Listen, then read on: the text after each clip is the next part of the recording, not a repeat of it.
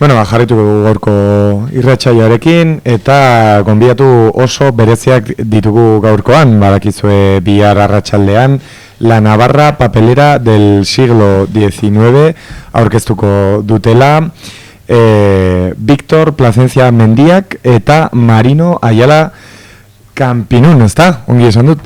Bai, entzun duzuen bezala, hemen ditugu gaurko gonbidatuak, liburuaren egileak, ongi etorri, egunon mi esker, hemen egoteagatik. Egunon zuei, eskerrik asko. Bueno, La Navarra papelera del siglo XIX, haze gai bitxia eta interesgarria, zergatik eta nola suertatu zen gai hau eta zergatik amaitu du hain liburu politorekin? Gauza, urte de xente ni txikian intzala, imozaldea jute ginean, familia aman aldetik angua da, eta justu tximinia hoi oso ezaguna dana hortik pasatzean beti galdetu itenun, kotxeakin pasatzean ez galdetu itenun, ze de Montre da tximinio izatik da hor jarrita, eta amak, goatze zidan, hor justu gatza itezuten, eta gila da, garai baten gatza ateain zuten hor. Baina esaten, gatza bakarrik ze gauza bitxia. Eta ja, hoi ja, 10 urte eukiko nitun garai hartan. Eta gero, ni andoindarra naizenez, andoainen udalak bultzatu ite zitun, eta baindik gaur egune bultzatu ite ditu, Leizaur kuadernoak, kuaderno historikoak. Orduan, prestatu inun lan bat, o aurkeztu inun lan bat, andoingo paper historiari buruz. Eta ikerketa egiten nahi nintzala, iturriak nun nahi bilatzen itun, eta haien artean zenbait liburutan aurkitu nitun fabrika hor, bintzat inguru hortan fabrika baten aipamena. Baina etzeon ondo kokatuta, baina nola nere asmoa zan, andoingo historia kontatzea, nuna izan zan, hoi bazpare gorde freskeran. Gorde inun, eta hoi izan zan 2014. Eta handik 5 urteta, Marino nere bazkideak nere lana topatuzun interneten, eta andoingo artxibategiko arduradunekin harremanetan jarri zan, eta nere kontaktua eskatuzun. Eta orduan, beha nola Filigranes aldizkariaren zuzendaria dan, plazatu nahizun lan bat, bai andoaingo paper historiai buruz, edo beste paperakin harremana zeukan lan bat. Eta sanion nio neukala, justu izoz gailuan neukala, freskeran neukala asuntuai, eta esan zian, horri buruz idatzi. Eta hasi nintzen bilatzen, eta asmua zan 2005 hitzko artikulotxoa prestatzia. Gaur egun bilakatu da 300 piko horri aldeko liburua.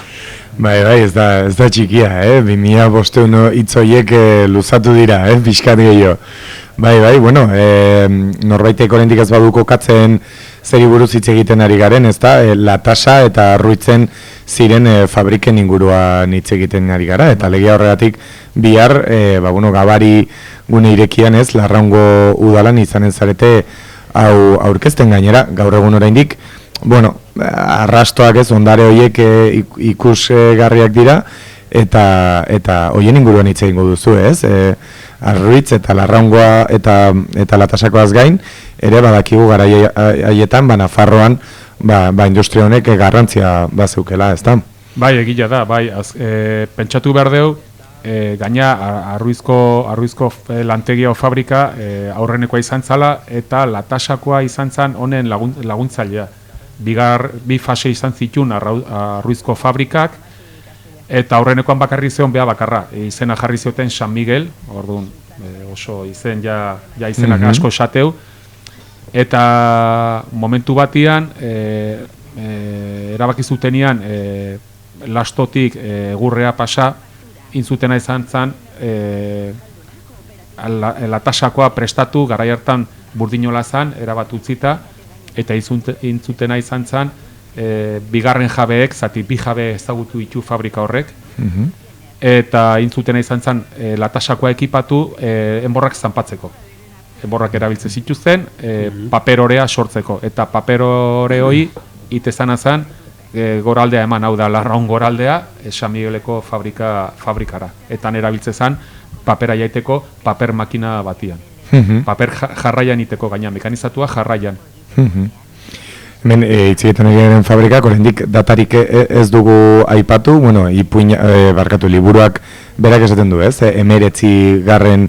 mendean, bueno, garai desberdinak, ez da? Gaur egun dugun, egoerari begiratuta guztiz desberdina, ez da? Guztiz kontrakoa garai haiek, ez da? Karlista da inguratua, eta, historia benetan bizia, lehen aipatzen genuela, ez? Ematen duela batzutan urruti dagoela, baina ez dagoela hain urruti, ez da? Ondare hori. Bai, pentsatzen dugu, argazki gutxi daude, argazki zaharrak, zaharrenak dazka 115 urte edukiko ditu, pasatxo, ez, 115 urte edukiko ditu zaharrenak, baina azkenen memoria erabat galduta zeon, hemen aztertzen eta kata batzuk ditun, sakondu baino lehenago, eta ikusten nuen erabat aztuta zeola historia, bertokoentzat, eta tiraka hasi ginearen kontatu ginen zein zan horren historia, eta berez hor arruitzen jatorri zetzeon ezer, baina 19. mendearen erdialdea Tolosar inbertsore batzuk itutena da burdinola bat sortu. Eta justu momentu hartan haste dia labe garaiak. Orduan, ja burdinolaren askera txak dia, eta alare animatu ite dia burdinola bat iten. Momentu batean burdinolak ja ez da negozio errentagarria ez da, eta haien ondorengo batek, Epifania iraztustak, hemen gauza bitxigarriena izan da, bagenekin hor paper fabrika bat egon duzala, baina gainea zene bultzazuzun. Eta izan zen emakume batek bultzatuzun fabrika hori. Oso bitxigarria. Alarguna zen, hiru seme zitun, etzan eskondu, eta bere diru guztik ez dakit, baina diru desente, bere poltsikoko dirua erabilizun fabrika hori ekipatzeko. Beak etzune eman, errentan jarrizun, baina 1870 urtean erabakizun burdinoloi bihurtzea paper fabrika batian, lastoa erabiliz lehen gaia bezala. Oraindik ez zen erabiltzen trapuak eta aspaldi utzita zeuden, zatik ez zeuden hainbeste trapuk makinak hornitzeko, lehen gaia bezala, orduan erabiltze zian ja, Naparrun zeon gauza gertuena zen lastoa. Orduan, garian lastoa eta iturri bat behar zuten, zelulosa iturri bat behar zuten. Eta beha bultzatzeo. Tolosan saltzeo etxe bat, dirua lortzeko makinak erosteko, makinak ekartzitu Angulematik, Frantzitik, hain zuzen. Garai hartan aurreatuena zeona. Eta honea ekartzeu Tolosatik, pentsatu behar dugu, gurdi, idikin eta gurdiz eta Tolosako tren geltokitik honeaino. Horko instalatzeko. Eta martxan jartzeu, martxan ekipatu iteu eta errentan jartzeu eta hartzeu, enpresa batek, Tolosako enpresa batek hartzeu, hango jabeek esatu du, gu gai bagea hoiten, baina justu karlistaldia hastea. Hemen gainera, ematen antzabenez, argazkietan ikusi daiteken bezala, fabrika handiak ziren, garai hartarako, hemen jende askok lan egingo zuen, eta inguruko jendeari, biztanleriari ere, lana emango zion, jende askok lan egiten zuen fabrika gutan. Bai, egila da gainea, beste aurkikuntza bat izan dela oso bitxigarria, Epifanian presentziaz gain, aurkitu da hau izan dela Naparruko lehen kolonia industriala. Zatik da kolonia industriala eta zatik da lehena. Kolonia bat modelo hau ja probatuta zeon Gipuzkoan, eta onaldea ekarri izan zatik ja ezaguna zan. Kolonia industriala bat da zatik nun kokatzea energia da ontokin. Baina energia beti otea, garai hartan pentsatu behar dugu fabrika murtze ziala, bai lurrinezko makinekin, baina garesti zian, edo bestela uraren indarrakin. Orduan, kasu hontan, nola burdinolan ur jauzia ja sortuta zeon, zatik erosi behar dut makina bat, lurrinezko makina bat indarra sortzeko. Orduan, intzutena izan zen, aprobetxatu Larraun ibaiaren ur indarra. Baina nun dago jarrita, sekulako zuluan, bai Lekunberritik, Arruizetik, eta bai Latasatik urrun. Orduan, etzan gauza jendia, goizian goiz, lanea jun, eberetxetik fabrikara, edo geofabrikatik berriz bueltatu etxaldea. Orduan, iteana da, langila finkatu errotu toki baten. nola, fabrikan ingurun etxeak eraikitze dira. Orduan, Epifaniak iteuna da, bere atxeak indun bezalaxe Tolosan beste, familia daukan beste fabrika batekin. Etxea, eliza, baratzak, eta zerbitzu batzuk jartzia fabrikan ingurun. Eta hola jendia lurraldean errotuitea. Egia da, hasieran, esan dezun bezalaxe, nola bi fase izan zituen fabrika honek, aurreneko fasean lortu ditugu aurkitzea zenbait langileen izenak, baina bigarren fasean ja lortu ditugu biltzea 74 lagunen izenak, eta orokorrean hortik pasazian 205 pertsona. Identifikatuta dauzkagu bai izen abizenakin. Orduan, etorritako hasierak gehientsuenak Gipuzkoarrazian zati garai hartan Tolosaldean ezaguera bakarrik Tolosan zeon, hau da jendia bazekin nola itezan papera, hemen ordia ez, baina geho hemen ikustea Naparruen kopurua handik 3 urte eta geroxeago, bigarren fasean esatet, zatik aurrenekoan ez dakigu zenba jende diteulana, baina bigarren fasean Gipuzkoarren kopurua jetxitea eta Nafarroen zea iotea.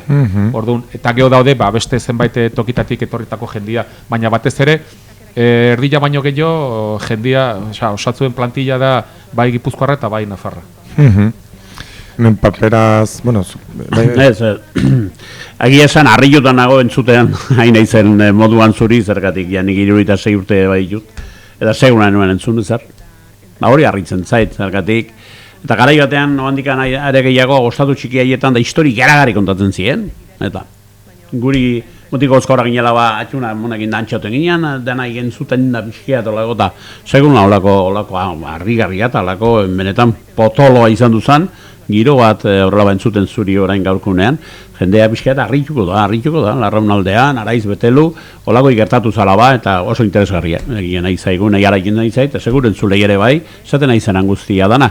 Hau da, kokatzen da San Miguel Txogu esan diogun betiko paraje hortan. Bai, San Miguel Txo portua, hau da, mendi portua, eta geho tokila, zatik berez, han aurkitu dugu bazeola elizatxon bat San Miguel oroimenean. Eta pentsatze du, ez zutela muitu eta gainen jarri zutela Burdinolako etxia.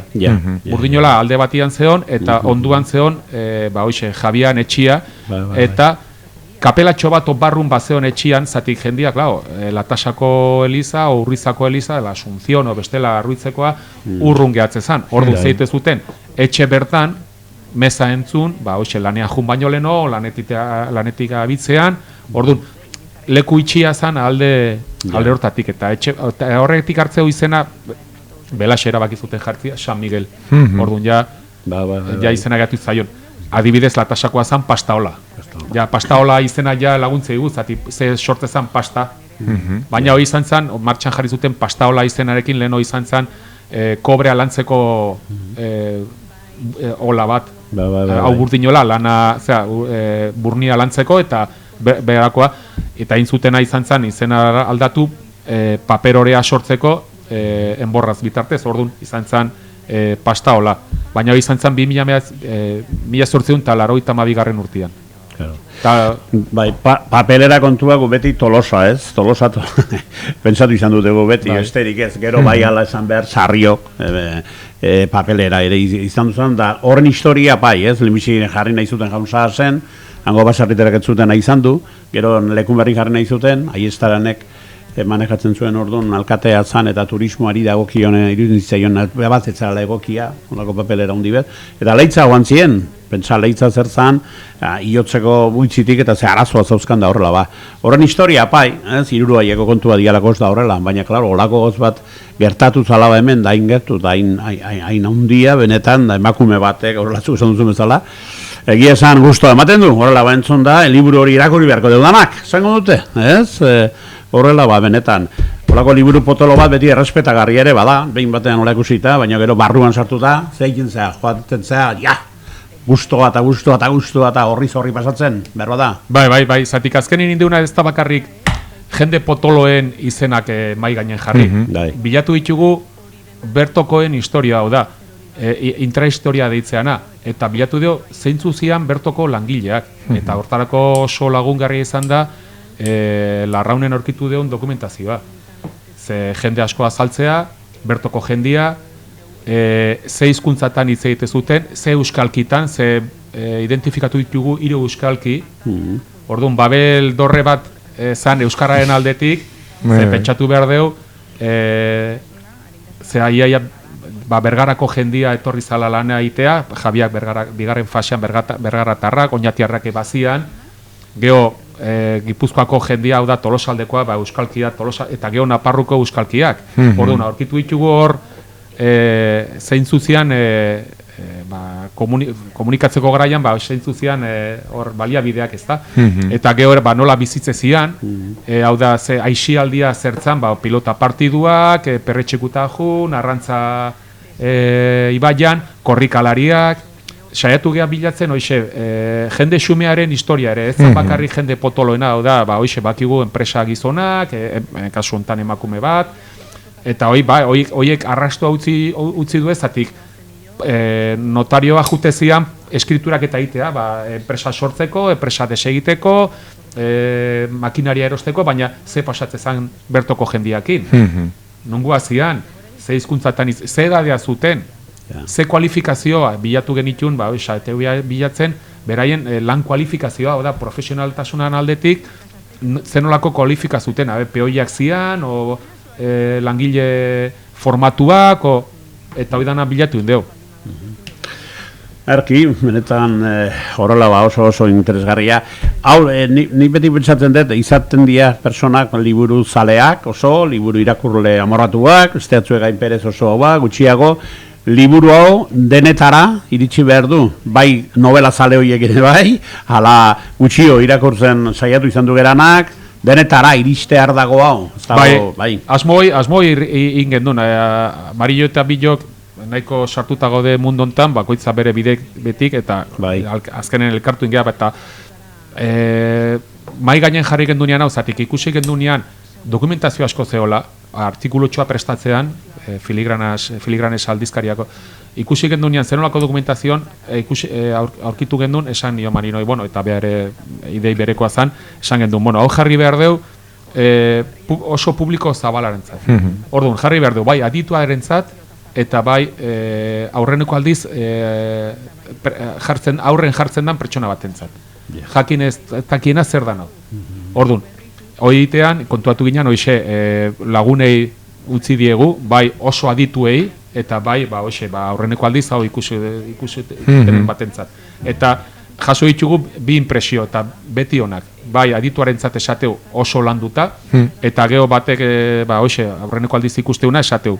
Izan danetzako, hau ez genekin hemen zehonik, ikustet tratatze dian gaiak batzuk, igual netzako oso teknikoa dira, baina bestaldetik ikusi ditut, nola bizitze zian, eta hoi dana, eta irutze zait, ekarpen oso kompletoa dela.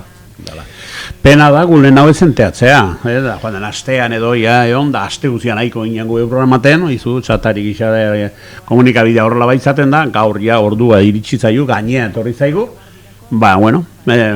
sarri garriko deu, 12 aldera, 12 laurdenetik aurrera edo horrela eta jendea animatzen da, jendea joateko, eta gozatuko dala bat, zuberi intzutean bakarrik ere, pixke bat, azalpen horiek egiten dituzun garaian, jarrera Larraungo udaletxekoa eta Imozkoa eta ere ona izan du da, katek eta ondo. Bai, gaina aurreneko bilerak ingeritunen, batez ere, hasieran, fabrika nagusia dago Larraunen, orduan, aurreneko batia joan gendun Larraungo udaletxekoa. Orduan, alkateakin harremanetan jarri ginean, hasierako gauza, aurkeztu gendun aurreneko gauza izan zen, aurkitutako dokumentazioan Irurzunen zehola fabrika. Alkateak esan zuen, hau ez da posible. Hau, ez zuek esatea bali mazua, aurkitutako dokumentazioekin Larraunen zehola, hau zuzendu behar du. Literatura gutxi zeon fabrika honen inguruan. Eta gainak, kokatzen zan lekuan gaina udalerrian zan Irurtzunen. Geho kontuatu gehazatik da Irurtzunen tren geltokia zeon eta telegrafoa. Orduan, enkarguk eta pediduak eta eskatzeko, gara hartan interneteik, ez fasaik, ez telefonoa bat zeon, baina aurreratuen komunikabidea horretauena telegrafoa. Orduan, telegrafoen hor Irurtzunen, norteko ferrokarrila pasaita ezan, eta orduan jasotze, ze jarri due, elbidea Irutzun, eta iragarki baten ere ikusi dugu, garai hartan argitaratu zen iragarki batean, jarteu papelera San Miguel, de papel continuo, Berasaluze Barrena y compañía, en Irurzun.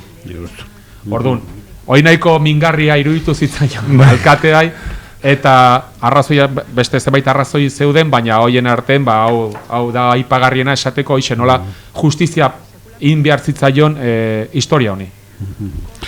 Hori gertatu zala ba. Bueno, Jon, bazin beste galderatxo bat egiteko. Ba, ez, nik uste bihar animatzea mundu guztia gehiago jakinezke nahi izan ezkero, bihar ostirala arratsaldeko 7etan Larraungo udalan, Gabarigune irekian, han izan dituzuela Victor eta Marino, liburu benetan ederra, oso errex erakurri daitekeen liburua, eta nik uste denek izan beharko genukien liburua batez ere inguru hontan, ez, inbesteko garrantzia izan duen enpresa bik, eta bueno, benetan, ez, Martinek esaten zuen bezala, hain ez ezaguna den historia bat gure etxetara. Egia esan, hori, zoko hori, beti izan du da guretzako San Migueltxo, herri bat zan, auzo bat zan, gero Urriza dago gertuago Arruiztipaino. Eta izan ez ere, nik antxabola bat, nire osabat bat zuen, Felix Atrustegi. Urrizako etxean, dago iskin hartan, baizu nola dauden orain opusekoak eskuina nola izate dute. Ezkarreko txiki hartan, jaio zan Felix Atrustegi, eta bertzen ide pilo bat. Pues nada, txabolu berak erabili zuen, da nik askotan gozaltzen, otordua garra gehien egon duarago. Eta San Migueltxo zan, esaten dana beti, el perfecto desconocido. Zer dau, ez? Orain zukola argitu behar balen baduzu, hainbeste datu egin, eta benetan zue bion artean gaukari balen baduzue, pues benetan pozgarria da oso. Oso pozgarria da, egia esan, bai. Eta, bueno, hortan saiatu zeate, eta horrela iritsi nahi duzue jendeetara, eta gero saltzeko garaian eta horrela, hauek, erosteko, noa joan beharko da, liburutegietan jarriko dira. Bilar bertan jarriko dugu maitxo bat, eta lareun ale, atera ditugu. Bueno, Arantzadik gila da, karriz da bukatu baino leheno, jarri behar dugu mai gainen Arantzadik, zientzi elkarteak induen apostua liburu honen alde, zatik gu ingendun gure kaxa, baina momentu batean gu iritsi ginen ja liburua osatuta zeon, baina ez gendun ja maketaziorik gu imprimategik ez daukagu, azkenen behar gendun erakunde bat muskuloakin, orduan